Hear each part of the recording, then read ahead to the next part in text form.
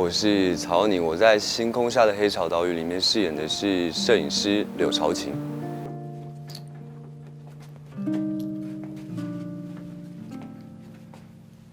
请各位长官看前面，不要动。怎么说？他家里是过得不错，所以他一定觉得他有办法可以出去，他不会想要跟其他人混在一起，因为觉得能省一点麻烦就省一点麻烦。因为他的目标就是我就是好好的在里面乖乖的，然后跟别人也不要太有接触，所以一开始会跟大家有一点距离感。那其他人可能会有一些冲撞。那他们也有他们冲撞的出发点嘛，每个人的出发点都不一样。那给他胸边走嘛。他本质是个公子哥儿，就是他会觉得你们这群医生，你们这群冲州，你们是因为你们自己发表了反共的言论，或者是你们自己看了一些禁书，所以才被抓进来。但我不是，我是因为被我哥哥连累我才进来。我自己从来是不碰禁书的，那我凭什么因为别人的关系迁怒，所以被抓进来？所以他一到绿岛之后，想方设法就是想要离开这边，因为透过拍照认识了这群医生跟这群人犯，慢慢的他有点冷酷的内心也被温暖到。对，他到时候发觉，其实人还是得互相帮助彼此，只有靠自己是活不下来的。对，因为人就是一个群体。长官可以了。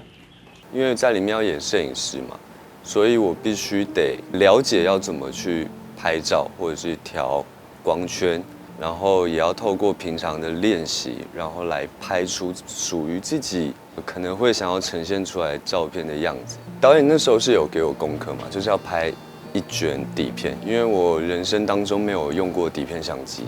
所以这个第一卷对我来说是很新鲜的，然后也是很珍贵的。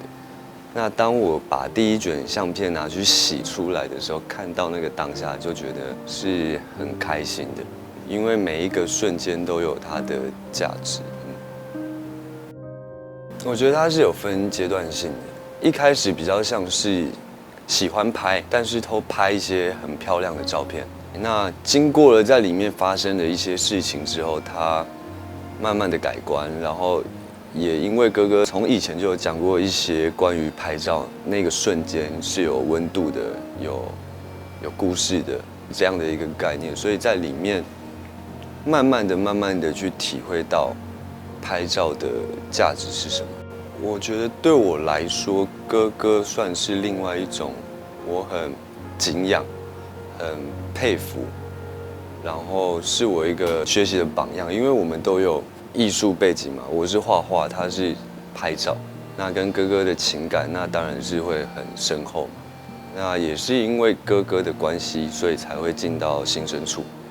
所以在里面会很想念哥哥，很想念家人，因为家人对我来说很重要。那他在里面有讲一句话，我是觉得蛮感动的。他是说，他不会恨他哥哥，但是他恨的是这个时代，所以可以从这一点知道他跟哥哥的感情是非常的要好。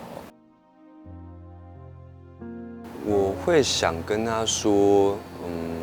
谢谢你这么的勇敢，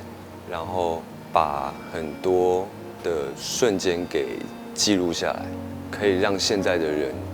可以去还原一些当时的情况，或者是那个时候的人处在什么样的环境，是有多么的辛苦。就是谢谢他记录了这一些，而且是冒着生命危险在做这些事情，我觉得很伟大。